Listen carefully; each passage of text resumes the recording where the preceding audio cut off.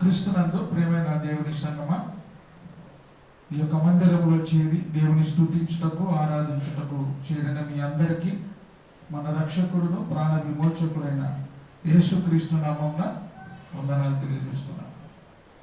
గత వారంలో మనము యేసుక్రీస్తుని గురించిన గొప్పతనం గురించి నేర్చుకుంటాం. ఈనాడు రకరకాల బోధలు లోకములో బయలుదేరి ఎవరికి ఇష్టం వచ్చినట్టుగా వారు బోధిస్తూ యేసు ప్రభుని గురించి, ఆయన యొక్క గొప్పతనము, ఆయన యొక్క విశిష్టతను గురించి చాలా తక్కువగా చేసి ఈరోజు చాలామంది ప్రసంగాలు చేస్తున్నారు. దేవుని మాట అందుకే మనకు ముందుగా ఏం రాయబడిందంటే, మత్తయి సువార్త 24వ అధ్యాయము 4-5 వచనాలు చెప్పుకున్నట్లయితే, యేసు వారితో ఇట్లా నేను ఎవడనో మిమ్మల్ని మోసపరచకుండా చూసుకొనుడి. ఎవడనో మిమ్మల్ని మోసపరచకుండా చూసుకొనుడి. ఎవడునో అంటే అందరూ ఏమైనారో మోసగాళ్ళై ఉన్నారు. ఎవరు కూడా మిమ్మల్ని మోసపరచకుండా చూసుకొనుడి. మోసాలు ఈ లోకంలో ఎట్లా జరుగుతున్నాయంటే రకరకాలుగా మోసాలు జరుగుతున్నాయి. ఆన్లైన్ మోసాలు, తర్వాత స్నేహపూరితమైన మోసాలు. మోసము ఒక రకంగా కాదు, రకరకాలుగా వారికి తోచిన జ్ఞానముతో ఏ విధంగా అయినా కూడా ఒక మనిషి మరొక మనిషిని మోసం చేయాలి. ఒక మనిషి దగ్గర ఉండే డబ్బును ఇంకొక మనిషి దోచుకోవడానికి అనేకమైన ఆలోచనలు చేసి మోసం చేస్తూ ఉన్నారు. ఈ మోసమే కాకుండా వాక్యము ద్వారా కూడా అనేకమైన మాటలు చెప్పి మోసం చేస్తూ ఉన్నారు. అందుకే ఇక్కడ ఆత్మ సంబంధంగా దేవుడు ఏం చెప్తున్నాడంటే, ఎవరినో మిమ్మల్ని మోసపరచకుండా చూసుకొనిడి అని దేవుని మాటలో చూస్తూ ఉన్నాం. కొలసీలకు రాసిన పత్రిక 2వ అధ్యాయం 4వ వచనంలో, ఎవడైనను చక్కని మాటల చేత మిమ్మల్ని మోసపరచకుండా చూసుకొనిడి. మోసపరచకుండాన్నట్లు ఈ సంగతి చెప్పుచున్నాను. ఎవడైనను ఏ మాటలు? చక్కని మాటలు. మాటలు ఎట్లుంటాయంటే చాలా చక్కగా స్వీట్గా ఉంటాయి, నీకు నచ్చే విధంగానే ఉంటాయి మాటలు. ఆ మాటలు చేదుగా ఉండవు, తీపిగా ఉండే మాటల ద్వారా కూడా నన్ను మోసము చేసేవారు ఈ లోకములో ఎంతో మంది ఉన్నారు అని మనం చూస్తున్నాం. ఇంకొక మాట చూస్తే మార్కు 4:24లో, మరియు ఆయన మీరు ఏమి వినుచున్నారో జాగ్రత్తగా చూసుకొనుడి. ఇక్కడ చెప్పిన వాక్య భాగాలన్నీ చూస్తే మోసము మోసము జాగ్రత్త అని దేవుని మాటలు మనం చదువుకొని ఉన్నాం. ఈనాటి కాలంలో కూడా చాలా మంది బోధల చేత మనుషులను మోసం చేస్తున్నారు. గత వారంలో మనం నేర్చుకుంటున్నాం, అనేకులు మేము జ్ఞానవంతులము, గొప్పవాళ్ళము, మేమే పండితులము అనుకునే వారు కూడా మరి దుర్బోధను బోధిస్తూ ఉన్నారు. జ్ఞానము వారికి ఉన్నటువంటి వారి సొంత జ్ఞానముతో దేవుని వాక్యాన్ని చెడిపేస్తున్నారు. యేసుక్రీస్తుని రకరకాలైనటువంటి మాటలతో, రకరకాల వాళ్ళ మోదలతో ఆయనను కించపరుస్తూ, ఆయన భిక్షగాడని, ఆయన అందరికంటే తక్కువ వాళ్ళని ఈ విధంగా ఆయన గురించి చెప్తూ ఉన్నారు. కానీ ఈరోజు మనం ఏం నేర్చుకుంటున్నామంటే, యేసుక్రీస్తు దేవుడు మరియు తండ్రితో ఆయన సమానుడు. యేసుక్రీస్తు ఏమైనాడు? దేవుడుగా ఉన్నాడు. తండ్రితో కూడా ఆయన సమానుడు. మనుషులందరూ కూడా కొన్ని విధాలుగా మాట్లాడుకుంటున్నప్పుడు 3 రకాలైనటువంటి విభేదాలు ఈ లోకంలో బయలుదేరి ఉన్నాయి. మొదటిది వన్నెస్ బోధ. వన్నెస్ అంటే ఇది ఒక రకమైన బోధ. దేవుడు ఒక్కడే అని నమ్మే బోధ. దేవుడు ఒక్కడే అని నమ్ముతూ ఆ ఒక్క దేవుడే బాగా వినాల, దేవుడు ఒక్కడే అని నమ్ముతారు. వన్నెస్ బోధ ఇది. దేవుడు ఒక్కడే, ఆ దేవుడే ఎవరైతే దేవుడు అనుకుంటున్నారో, యెహోవా ఒక్కడే దేవుడు అంటూ ఉన్నారు, ఆ యెహోవా దేవుడే యేసు ప్రభుగా ఈ లోకానికి వచ్చినాడు. యేసు ప్రభువే పరిశుద్ధాత్ముడుగా ఉన్నాడు అని చెప్పే బోధ వన్నెస్ బోధ. ఇది తప్పు బోధ. బాగా వినాల. ఒక్క దేవుడే, దేవుడు ఒక్కడే, ఆ దేవుడే యెహోవా. ఆ యెహోవా దేవుడే ఎట్లా? క్రీస్తుగా, క్రీస్తే పరిశుద్ధాత్ముడుగా ఈ లోకానికి వచ్చి ఉన్నాడు. బాగా వినాలా, ఒక్క దేవుడే మూడు విధాలుగా, అంటే తండ్రిగాను, కుమారునిగాను, పరిశుద్ధాత్ముడుగాను వచ్చినారని చెప్పే బోధ ఒకటి. ఇది వన్నెస్ బోధ. రెండవది యూనిటేరిజం అనే బోధ. వీరు త్రిత్వాన్ని నమ్ముతారు. అంటే తండ్రి ఉన్నాడు, పరిశుద్ధాత్ముడు ఉన్నాడు, కుమారుడు ఉన్నాడు అని నమ్ముతారు. వీరు త్రిత్వాన్ని నమ్ముతారు. మొదట మనము వన్నెస్ నమ్మాం కదా, వారు త్రిత్వాన్ని నమ్మరు. ఒక్కటే దేవుడు, ఆ దేవుడే తండ్రిగా, కుమారునిగా, పరిశుద్ధాత్మునిగా వచ్చి ఉన్నారు. అంటే తండ్రి, కుమారుడు, పరిశుద్ధాత్ముడు వేరు వేరు అని వారు నమ్మరు. ఒక్క దేవుడే ముగ్గురుగా వచ్చినారు అని నమ్ముతారు. రెండవది యూనిటేరిజం, అంటే త్రిత్వాన్ని నమ్ముతారు వాళ్ళు. అంటే తండ్రి ఉన్నాడు, కుమారుడు ఉన్నాడు, పరిశుద్ధాత్ముడు ఉన్నాడు, కానీ మాకు దేవుడు ఒక్కడే. ఆయన ఎవరు అంటే తండ్రి మాత్రమే దేవుడు. కుమారుడైన క్రీస్తు దేవుడు కాదు, పరిశుద్ధాత్ముడు దేవుడు కాదు, ఒక్కడే దేవుడు అని నమ్ముతారు. కానీ మరలా త్రిత్వాన్ని నమ్ముతారు. తండ్రి ఉన్నాడు, కుమారుడు ఉన్నాడు, పరిశుద్ధాత్ముడు ఉన్నాడు, కానీ మాకు దేవుడు ఒక్కడే. ఆయన ఎవరు? తండ్రి, యెహోవా అని నమ్ముతారు. మూడవది చూస్తే ఇక్కడ మనం ఆలోచిస్తే మూడవది ఏరియనిజం అంటే తండ్రి ఉన్నాడు, కుమారుడు ఉన్నాడు, పరిశుద్ధాత్ముడు ఉన్నాడు. అంటే త్రిత్వాన్ని వీరు కూడా నమ్ముతారు. తండ్రి దేవుడు అని నమ్ముతారు, కుమారుడు దేవుడు అని నమ్ముతాడు, పరిశుద్ధాత్ముడు దేవుడు అని నమ్ముతారు. కానీ వారిలో ఒక కన్ఫ్యూజన్. వారు ఏమి ఆచరిస్తారంటే తండ్రి పెద్ద దేవుడు, కుమారుడు తండ్రి కంటే చిన్న దేవుడు, పరిశుద్ధాత్ముడు యేసు ప్రభు కంటే ఇంకా చిన్న దేవుడు అని నమ్మేవారు వీరు. ఎవరు? ఏరియనిజం అనేవారు. వీళ్ళు ముగ్గురు దేవుళ్ళే అని నమ్ముతారు. తండ్రి దేవుడు అని నమ్ముతారు, కుమారుడు దేవుడు అని నమ్ముతాడు, పరిశుద్ధాత్ముడు దేవుడు అని నమ్ముతారు. అయితే తండ్రి పెద్ద దేవుడు, చాలా పెద్ద దేవుడు, ఉన్నతుడు. కుమారుడు తండ్రి కంటే కొంచెం చిన్న దేవుడు, పరిశుద్ధాత్ముడు ఇంకా చిన్న దేవుడు అని నమ్మేవారు వీరు. ఇప్పుడు మనం యేసు ప్రభు దేవుడా కాదా అనే దాని మీద చూస్తాం. యేసు ప్రభువు దేవుడు కాదు అని చాలా మంది చెప్తుంటారు. అయితే ఆయన దేవుడు అని చెప్పడానికి చాలా సంగతులు ఉన్నాయి, చాలా మాటలు ఉన్నాయి. మనం నేర్చుకుంటున్నాం, చదువుకుంటున్నాం, కానీ ఇవి వారు నమ్మరు. రోమీలకు రాసిన పత్రిక 9వ అధ్యాయము 5వ వచనం మనందరికి తెలుసు. ఈయన సర్వాధికారి అయిన దేవుడై ఉండి నిరంతరం స్తోత్రార్హుడై ఉన్నాడు. ఈయన ఎవరైనా శరీరమును బట్టి క్రీస్తు వీరిలో పుట్టెను. పుట్టిన వాడైనటువంటి ఆయన ఎవరంట? సర్వాధికారి అయిన దేవుడుగా ఉండి నిరంతరం ఏమై ఉన్నాడు? స్తోత్రార్హుడుగా ఉన్నాడు. యేసుక్రీస్తు దేవుడు కాదు అనే వారికి ఈ మాట తెలియజేస్తూ ఏం చెప్తుందంటే ఆయన సర్వాధికారి అయినటువంటి దేవుడు. రెండవది యోహాను సువార్త 1వ అధ్యాయం 1వ వచనం నుంచి 3వ వచనం వరకు చదివినట్లయితే, ఆదియందు వాక్యము ఉండెను, వాక్యము దేవుని యొద్ద ఉండెను, వాక్యము దేవుడై ఉండెను, ఆయన ఆదియందు దేవుని యొద్ద ఉండెను. వాక్యము ఎక్కడుంది? దేవుని యొద్ద.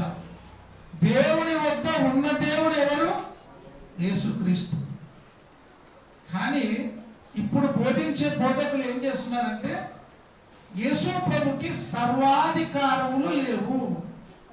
ఈ సర్వాధికారములు తండ్రి అయిన దేవుడు పెట్టినటువంటి భిక్ష అని చెప్తున్నారు. కానీ ఆయన ఏమంటాడు? నేను ఉన్నవాడను అనువాడను. ఇది యెహోవా చెప్పినాడు. యేసు ప్రభు కూడా చెప్తున్నాడు, నేను ఉన్నవాడను అనువాడను. నేను ఎప్పుడు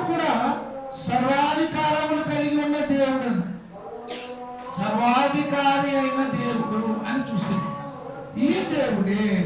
ఎవరైతే తండ్రి దగ్గర ఉన్నాడో ఆయన కృప సత్య సంపూర్ణుడుగా మన మధ్య నివసించడానికి ఈ లోకానికి వచ్చి ఉన్నాడు. బాగా వినాల.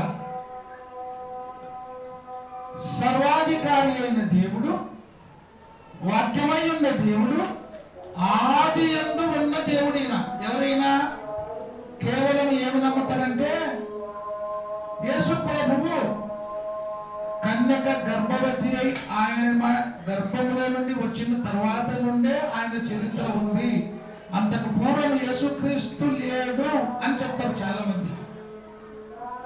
ఈయనను కేవలము ఎప్పటి నుంచి చూస్తారు? మరియా కన్యక గర్భవతి పుట్టినప్పటి నుంచి ఆయనను మనం లెక్క చేస్తున్నారు చాలా మంది. కానీ ఆయన ఉన్నవాడు, ఆది యందు ఉన్నవాడు, ఉన్న దేవుడు, నిరంతరుడైన దేవుడు, సర్వాధికారి అయిన దేవుడు, స్తోత్రములకు ఆయన అర్హుడు. ఆ దేవుడు ఆయన. అపోస్తలుల కార్యము 20వ అధ్యాయము 28వ వచనం చదివితే, గత 4 రోజుల క్రిందట ఒక చోట బైబిల్ క్లాస్ జరిగితే పోయినా నేను. అక్కడ క్రీస్తు సంఘం అని చెప్పుకుంటున్న క్రీస్తు సంఘ బోధకుడే ఏం చెప్తాడంటే యేసుక్రీస్తు దేవుడు కాదు, యేసుక్రీస్తు దేవుడు కాదు, తండ్రి మాత్రమే దేవుడు అని బోధిస్తున్నాడు. స్టార్టింగ్ లోనే నాకు చాలా కోపం వచ్చింది. చెప్పే వరకు చాలా ఓపికతో ఉన్నా. అయిన తర్వాత చాలా గట్టిగా స్ట్రాంగ్ గా వార్నింగ్ ఇచ్చాడు. యేసు ప్రభువు దేవుడు కాదు అని ఒక్క మాట నువ్వు బైబిల్లో చూపించు. నీ సొంత మాటలు వద్దు. యేసుక్రీస్తు దేవుడని నేను 100 రెఫరెన్సులు చూపిస్తాను, కానీ నువ్వు దేవుడు కాదని ఒక్క మాట చూపి అని ఈ మాట చెప్తే, దేవుడు తన స్వరక్తం ఇచ్చి సంపాదించిన తన సంఘము.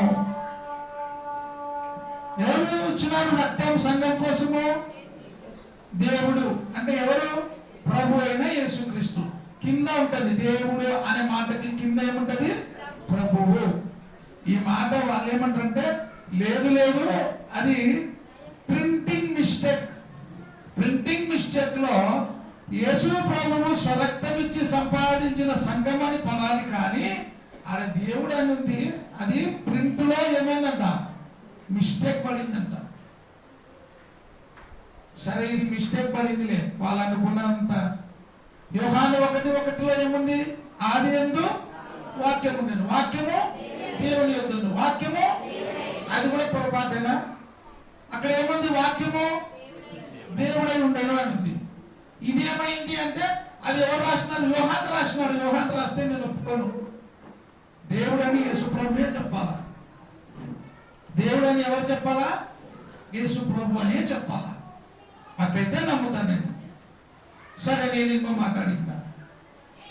నీ కుమారుడు ఎవరు అంటే నా కొడుకు అన్నాడు. ఎస్, నీ కుమారుడు నీ కొడుకే. నీ కుమారుడు నీ కొడుకే, కానీ ఏ జాతి నీ కుమారుడు? జాతి ఏ జాతి? మనుష్య జాత, కోతి జాత, గుర్రం జాత? ఏ జాతి? మనుష్యుని కుమారుడు ఏ జాతి? ఏమనడంలో మీరు మనుష్య కుమారుని ఏమంటారు? మనిషి అంటారు కదా. దేవుని కుమారుడు ఏమవుతాడు? దేవుడు అవుతాడు. అట్టగాదు నేను ఒప్పుకోను అంటాడు. సరే, నువ్వేం చెప్తున్నావు అంటే నా కుమారుడు మా కుమారుడే, కానీ నా కుమారుడు కోతి జాతి అని చెప్తున్నాను. అంటే నా కొడుకు ఎందుకు కోతి జాతి అవుతాడు? నా కొడుకు ఏ జాతి? మానవ జాతి. నీ కొడుకు మానవ జాతి అయినప్పుడు దేవుని కుమారుడు ఏమేలా? దేవుడు. నేను ఒప్పుకోను అన్నాడు. సరే, మరొక మాట. 1 తిమోతి 1వ అధ్యాయం 1వ వచనం. 1 తిమోతి 1వ అధ్యాయం 1వ వచనం. చాలు. మన రక్షకుడైన దేవుడు ఉందా లేదా అక్కడ? మన రక్షకుడైన దేవుడు. రక్షకుడు ఎవరు? మనల్ని రక్షించడానికి వచ్చిన ఆయన ఎవరు? చెప్పాలా? జవాబు చెప్పాలా? మనలను రక్షించడానికి ఈ భూలోకమునకు వచ్చిన ఆయన ఎవరు? ఇక్కడ ఏముంది? మన రక్షకుడైన దేవుని యొక్కయు, అంటే మన రక్షకుడైన దేవుడు. యేసుక్రీస్తు ఎవరు? మన రక్షకుడైన, చెప్పాలి అందరూ, యేసుక్రీస్తు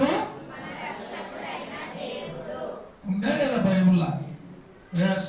1 తిమోతి 3వ అధ్యాయము 14-15 వచనాలు.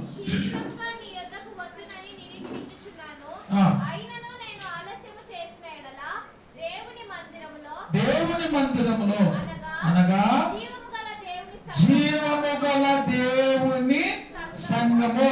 అపొస్తలుల కార్యము 20వ అధ్యాయము 28వ వచనములో దేవుడు తన స్వరక్తం ఇచ్చి సంపాదించిన తన సంఘము. ఎవరి సంఘం అనేది ఇక్కడ? 1 తిమోతి 3:15లో జీవము గల దేవుని సంఘము. ఇప్పుడు సంఘము కొరకు రక్తము కార్చిన దేవుడు ఎవరు? సంఘము కొరకు రక్తము కార్చిన దేవుడు ఎవరు? యేసుక్రీస్తు. ఉందా లేదా ఇక్కడ? అయినను నేను ఆలస్యము చేసిన ఎడల దేవుని మందిరములో అనగా జీవము గల దేవుని సంఘములో, జీవము గల దేవుని సంఘము. సంఘము ఎవరిది? యెహోవాదా? సంఘం కోసం ప్రాణము యెహోవా ఇచ్చినాడా, యేసు ప్రభు ఇచ్చినాడా? చెప్పాలా? యేసుక్రీస్తు సంఘం కోసము తన ప్రాణం ఇచ్చినాడు. అందుకే అపొస్తలుల కార్యము 20వ అధ్యాయం 28వ వచనంలో ఏముంది? దేవుడు తన స్వరక్తం ఇచ్చి సంపాదించిన తన సంఘము. ఆడ మిస్టేక్ లో పడింది, ప్రింట్ మిస్టేక్ అయింది అన్నాడు. ఎప్పుడు వాక్యము మిస్టేక్ ఉండదు. మరి ఇక్కడ ఏముంది? ఇక్కడ జీవము గల దేవుని సంఘము. 1 తిమోతి 4వ అధ్యాయము 10వ వచనం. మనుషులందరికీ రక్షకుడు ఎవరు? మనుషులందరికీ రక్షకుడును, మరి విశేషముగా విశ్వాసులకు రక్షకుడైన జీవము గల దేవుడు. మరొకసారి, మనుషులందరికీ రక్షకుడును, మరి విశేషముగా విశ్వాసకులకు రక్షకుడైన జీవము గల దేవుడు. విశ్వాసకులకు రక్షకుడు ఎవరు? యేసుక్రీస్తు. విశ్వాసులకు రక్షకుడైన జీవము గల దేవుడు. 1 తిమోతి 2వ అధ్యాయము 3వ వచనం. ఇది మంచిది మన రక్షకుడకు దేవుడు. యేసుక్రీస్తుకి ఏముంది? రక్షకుడకు దేవుడు. మన రక్షకుడకు దేవుని దృష్టికి అనుకూలమైనదిగా ఉన్నది. మరొక మాట చూస్తే తీతు 1వ అధ్యాయము 4వ వచనం.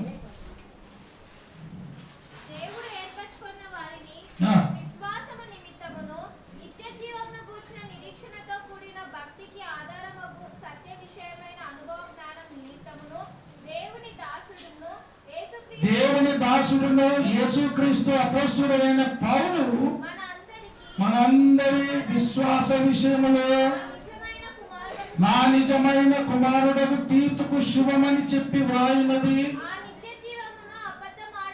ఆ నిత్య జీవమును అబద్ధమాడలేదని దేవుడు అనాది కాలమందే వాగ్దానము చేసెను. కానీ ఇప్పుడు మన రక్షకుడైన దేవుడు ఎవరు? ఇప్పుడు మన రక్షకుడైన దేవుని ఆజ్ఞ ప్రకారము రక్షకుడైన దేవుడు. రక్షకుడైన దేవుడు ఎవరు? యేసుక్రీస్తు. మరి యేసుక్రీస్తు దేవుడు కాదు అని చెప్తున్నారు చాలా మంది. ఈయన రక్షకుడైన దేవుడు. ఈయన రక్షకుడైన దేవుడు. తీతు 2వ అధ్యాయము 12-13.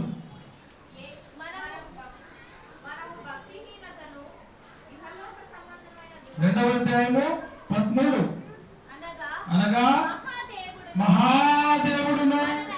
మహాదేవుడును మన రక్షకుడైన యేసుక్రీస్తు యొక్క మహిమ యొక్క ప్రత్యక్షత కొరకు ఎదురు చూచుచు మహాదేవుడు యేసుక్రీస్తు.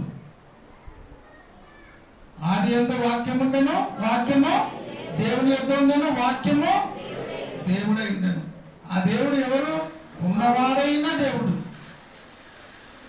రోమ 9:5 ఏముంది? ఈయన సర్వాధికారి అయిన దేవుడై ఉండి నిరంతరము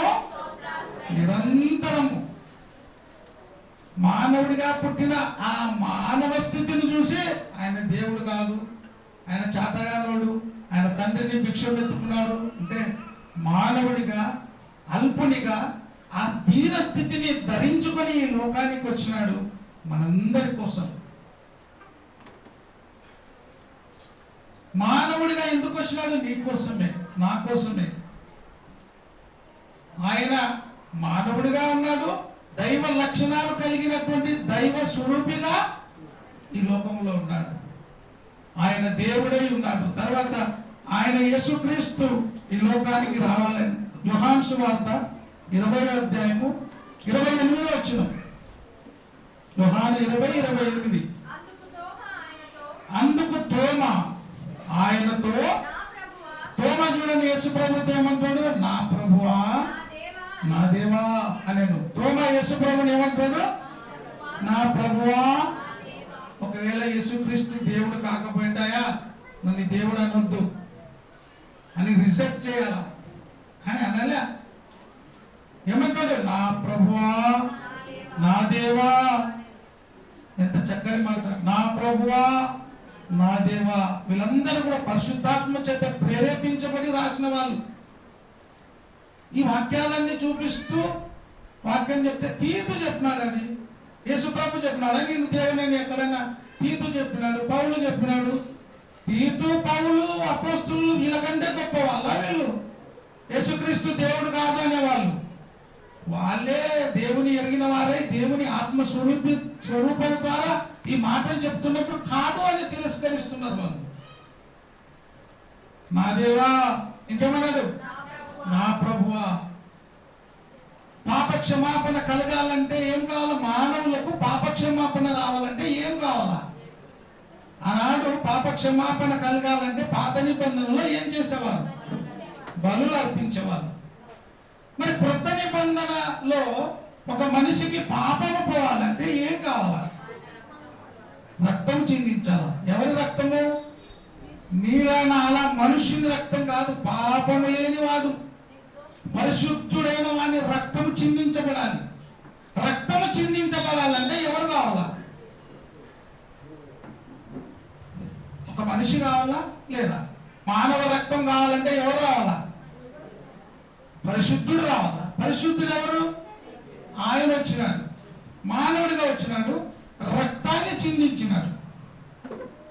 ఒక అల్పునిగా, దీనుడుగా. 1 యోహాను రాసిన పత్రిక 5:20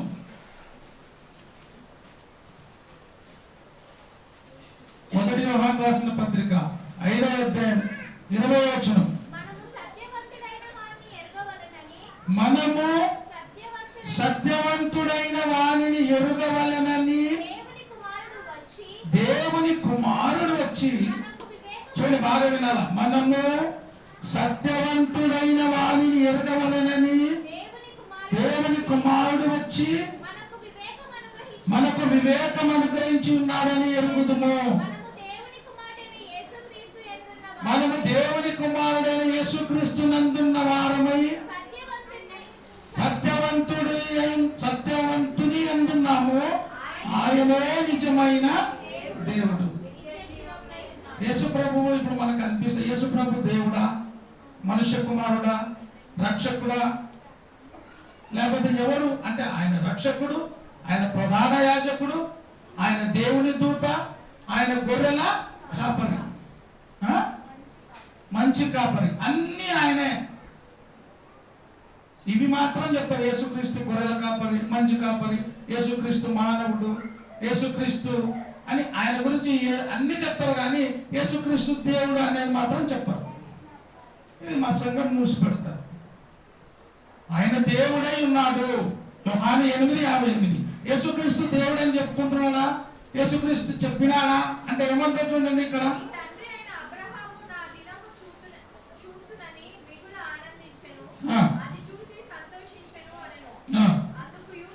అందుకు యూదులు యేసుప్రభుని అంటారు. యూదులు అంటే మహా జ్ఞానవంతులు, మహా డేంజర్. యూదులు యెహోవా మాత్రమే దేవుడని ఖచ్చితంగా నమ్మేవాళ్ళు. ఇక్కడ విచిత్రం ఏమంటే యూదులు యెహోవానే దేవుడని నమ్ముతున్నారు, కానీ క్రైస్తవులు యేసుక్రీస్తు దేవుడని నమ్మడం లే. ఆయన రక్తం ఇచ్చినాడు, ప్రాణం ఇచ్చినాడు, అయినా మనం ఆయనని నమ్మడం లే. యూదులు ఏమంటున్నారు చూడండి. అందుకు యూదులు, ఏమయ్యా నీకు ఇంకా 50 సంవత్సరాలు కూడా లేవే, నీవు అబ్రహామును చూచితివా అని ఆయనతో చెప్పగా, యేసు అబ్రహాము పుట్టక ముందే నేను ఎప్పటి నుంచి ఉన్నాడు ఆయన? ఎవరు? యేసుక్రీస్తు ఎప్పటి నుంచి ఉన్నాడు? నువ్వు చెప్తావా? అబ్రహాము పుట్టక ముందు నుంచే నేను ఉన్నాను. ఎప్పటి నుంచి? అబ్రహాము పుట్టక ముందు నుంచే నేను ఉన్నాను. ఎఫెసీ 4:6 చూడండి. ఎఫెసీలకు రాసిన పత్రిక 4వ అధ్యాయము 6వ వచనం. అందరికీ తండ్రి అయిన దేవుడు ఒక్కడే, అందరిలోను వ్యాపించి అందరిలో ఉన్నాడు. అయితే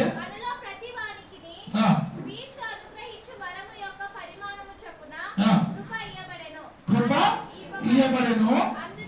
అందుచేత ఆయన ఆరోహమైనప్పుడు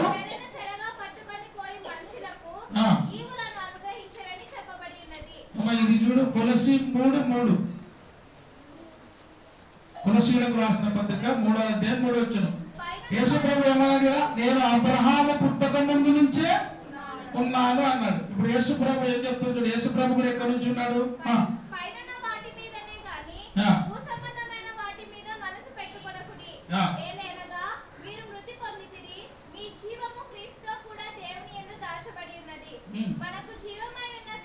కొలసీ 3వ అధ్యాయము 11వ వచనము. 13, 11. అక్కడ 11వ వచనంలో క్రీస్తే సర్వమును అందరిలో ఉన్నవాడై ఉన్నాడు. క్రీస్తే సర్వమును అందరిలో ఉన్నవాడై ఉన్నాడు. అంటే దేవుడు అంటే ఎవరు? ఉన్నవాడు.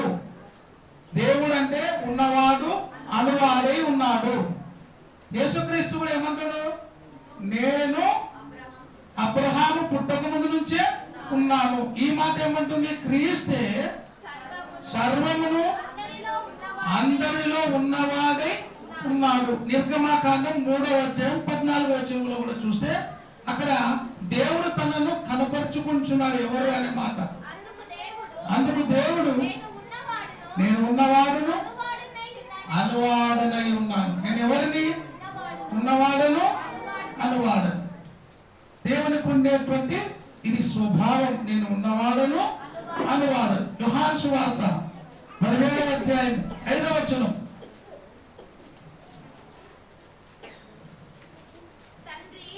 యేసు ప్రభు చెప్తాడు ఇక్కడ, తండ్రి లోకము పుట్టక మునుపు, జాగ్రత్తగా వినాలి, తండ్రి లోకము పుట్టక మునుపు నీ యొద్ద నాకు ఏ మహిమ ఉండెనో ఆ మహిమతో నన్ను ఇప్పుడు నీ యొద్ద మహిమపరచు. లోకము పుట్టక ముందు నుంచి కూడా ఆయన మహిమ ఉంది. ఇప్పుడు కూడా నన్ను నీవు మహిమపరచు. ఇప్పుడు కూడా నీవు నన్ను మహిమపరచు. అంటే అంత మహిమ గల దేవుడు. యోహాను సువార్త 10వ అధ్యాయం 33వ వచనం. యోహాను సువార్త. అందుకు యూదులు ఏం చెప్తున్నారు ఇక్కడ? మనుష్యుడవై ఉండి నీవు యూదులు చెప్తాను, నీవు మనుష్యుడవై ఉండి దేవుడనని చెప్పుకొనుచున్నావు గనుక దేవదూషణ చేసినందుకు నిన్ను రాళ్లతో కొట్టుదుము గాని మంచి క్రియ చేసినందుకు కాదని ఆయనతో చెప్పిరి. యేసుక్రీస్తు ఇక్కడ ఏమని చెప్పుకుంటున్నాడు? ఎవరు చెప్తున్నారు ఇది? యూదులు. అంటే యేసుక్రీస్తుని ఒప్పుకొనని వారు ఏమంటారు? నువ్వు యూదుడు, నువ్వు మనుషుడమై ఉండి దేవుడమని చెప్పుకొంచున్నావే, అందుకోసం నిన్ను రాళ్లతో కొడుతున్నావు. నువ్వు దేవుడు అని చెప్పుకుంటే ఎట్లా? మా అందరికీ దేవుడు ఒక్కడే, ఆయన తండ్రి అయిన దేవుడు ఒక్కడే అని చెప్తున్నారు. 5వ అధ్యాయం 18లో వచ్చిన యోహాను 5:18.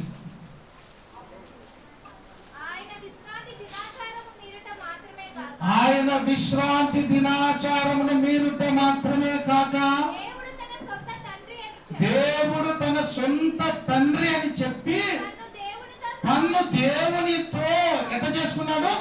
సమానునిగా చేసుకొనెను. దేవునితో సమానునిగా చేసుకొనెను కనుక ఇందు నిమిత్తము యూదులు ఆయనను చంపవలని మరీ ఎక్కువగా ప్రయత్నము చేసిరి. ఇంకా యూదులకు ఏమైంది? ఇంకా పగబట్టిపోయినారు యేసుప్రభు మీద. ఏమని చెప్పుకున్నారు? తండ్రితో సమానముగా, దేవునితో సమానముగా చేసుకుంటున్నాడు అని చెప్పి ఆయన ఏం చేసినారు? రాళ్ళతో కొట్టి చంపాలని ఇంకా ఎక్కువగా ప్రయత్నం చేస్తున్నారు.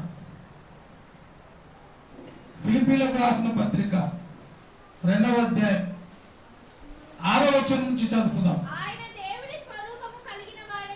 ఆయన ఏ స్వరూపము కలిగిన వాడు? దేవుని స్వరూపము కలిగిన వాడై ఉండి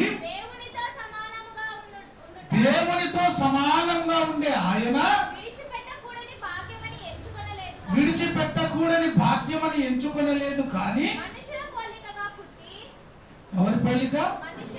మనుష్యుని పోలికగా పుట్టి దాసుని స్వరూపం. చాలా ఇక్కడ చాలా చాలా చాలా మనసు బాధ అవుతుంది.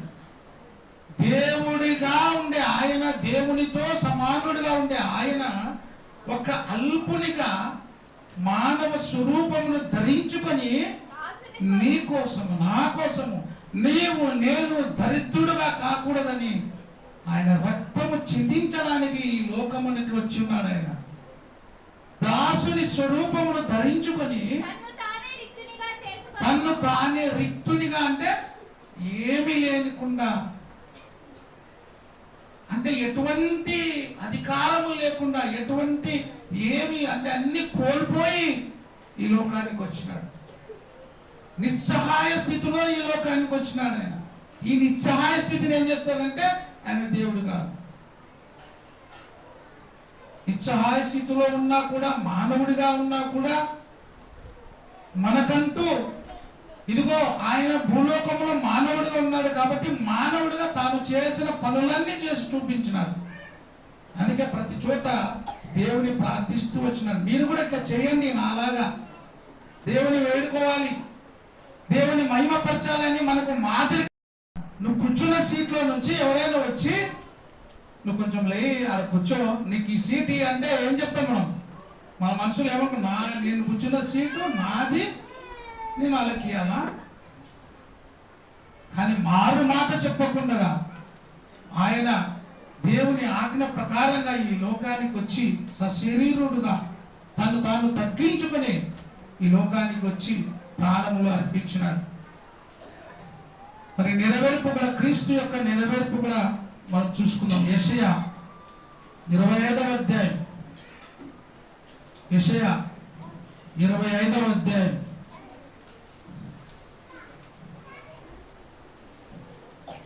25వ అధ్యాయం 6వ వచనం నుంచి, ఒక్క నిమిషం, 25వ అధ్యాయం 6వ వచనం. ఈ పర్వతము మీద సైన్యములకు అధిపత్యకు యెహోవా సమస్త జనుల నిమిత్తము మట్టి మీద నున్న ద్రాక్షారసముతో విందు చేయును, నూలుగుల క్రొవ్విన వాటితో విందు చేయును, మట్టి మీది నిర్మలమైన ద్రాక్షారసముతో విందు చేయును. సమస్త జనముల ముఖములను కప్పుచున్న ముసుగును, సమస్త జనముల మీద పరచబడిన తెరను ఈ పర్వతము మీద ఆయన తీసివేయును. మరెన్నడూ ఉండకుండా మరణమును ఆయన మృంగివేయును. ప్రభువైన యెహోవా ప్రతి వాని ముఖము మీది బాష్ప బిందువును తుడిచివేయును. పైన ఈ పర్వతము మీద సైన్యములకు అధిపత్యకు యెహోవా ఏం చేస్తాడంట? మరెన్నడూ ఉండకుండా, 8వ వచనం, మరెన్నడూ ఉండకుండా మరణమును ఆయన మృంగివేయును. ఎవరు మరణాన్ని మృంగివేసేది? ఇక్కడ ఎవరు మింగేస్తారనుంది? సైన్యములకు అధిపతి యెహోవా మరెన్నడూ ఉండకుండా మరణమును ఎవరు? యెహోవా అన్నది కదా ఇక్కడ. అంటే తండ్రి అయిన దేవుడు ఉన్నాడు, ఆయనకు యెహోవా అని పేరు. యేసుక్రీస్తు కూడా పాత నిబంధనలో యెహోవా అనేటువంటి పేరులో ఆయన ఉన్నాడు. యెహోవా అనే నామములో యేసుక్రీస్తు ఉన్నాడు. ఈ వచనము, ఈ మాట బాగా మళ్ళీ ఒకసారి చదువు. యెహోవా ఏం చేస్తాడంట? మరెన్నడూ ఉండకుండా మరణమును ఆయన మృంగివేయును. ప్రభువైన యెహోవా ప్రతి వాని ముఖము మీది బాష్ప బిందువును ఆయన ఏం చేస్తాడంట? తుడిచివేస్తాడు. 1 కొరింథీ 15వ అధ్యాయం 55వ వచనం. ఆ యెహోవా మరణమును మింగివేసే యెహోవా ఎవరు? ఎవరు మరణము మింగేస్తారు? చూడండి. ఓ మరణమా నీ విజయం ఎక్కడ? ఓ మరణమా నీ ముల్లెక్కడ? మరణపు ముళ్ళు పాపము, పాపమునకున్న బలము ధర్మశాస్త్రమే. అయినను మన ప్రభు అయిన యేసుక్రీస్తు మూలముగా మనకు జయము అనుగ్రహించుచున్న దేవునికి స్తోత్రము కలుగును గాక. మరణమును జయించిన యెహోవా ఎవరు? అక్కడ రాయబడినటువంటి యెహోవా ఎక్కడ వచ్చినాడు? యెహోవా, యేసుక్రీస్తుకి యెహోవా అనేటువంటి నామము కలిగి ఉన్నాడు. ఆయన మరి మీరు కన్ఫ్యూజ్ అయ్యారు, తండ్రి అయిన దేవుడే వచ్చి సిలువ ఎక్కినాడు అని. ఆయన తండ్రి అయిన దేవుడికి యెహోవా అనే నామం ఉంది. ఆయన ఒక ప్రత్యేకించబడిన ఆయన. యేసు ప్రభువుకి కూడా ఏముంది? యెహోవా అనే నామం ఉంది. ఆ నామమున ప్రభువుగా యేసుక్రీస్తు కొత్త నిబంధనలో వచ్చి ఏం చేసినాడు? మరణమును మృంగివేసెను. తర్వాత ప్రతి బాష్ప బిందువును ఏం చేస్తాడంట? తుడిచివేయును. ప్రకటన 21:14. ప్రకటన 21:14.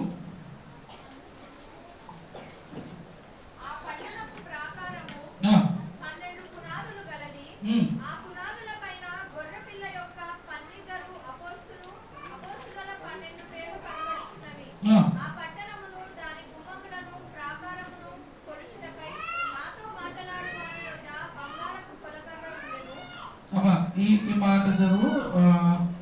ప్రకటన 7:17 చూడు. 7:17.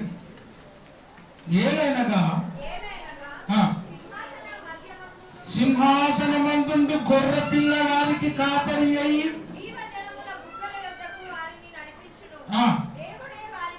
దేవుడే వారి కన్నుల నుండి ప్రతి బాష్ప బిందువును తుడిచివేయును. ప్రతి బాష్ప బిందువును తుడిచివేయును. ఇంకొకటి యెషయా 40:3వ వచనం. ఇక్కడ కూడా ఆడ ఏముంది? యెహోవా ఏం చేస్తాడంట? మరణమును జయించేటువంటి వాడుగా ఉన్నాడు, వస్తాడు అని ఉంది కదా. ఇప్పుడు ఇక్కడ చూడండి, యెషయా 43. ఆలకించుడి, అడవిలో ఒకడు ప్రకటించుచున్నాడు. ఎట్లనగా ఎవరికి? అరణ్యములో. ఎవరికి? యెహోవా ఎవరు? అరణ్యములో యెహోవాకి మార్గము సిద్ధపరచుడి అంటే ఏ యెహోవా? ఎవరి గురించి రాయబడింది? ఏ యెహోవా? ఈ యెహోవా ప్రభు అను నామములో ఉన్నటువంటి ఆయన క్రొత్త నిబంధనలు. యెహోవాకి మార్గము సిద్ధపరచుడి, ఎడారిలో మా దేవుని మార్గమును సరళము చేయుడి.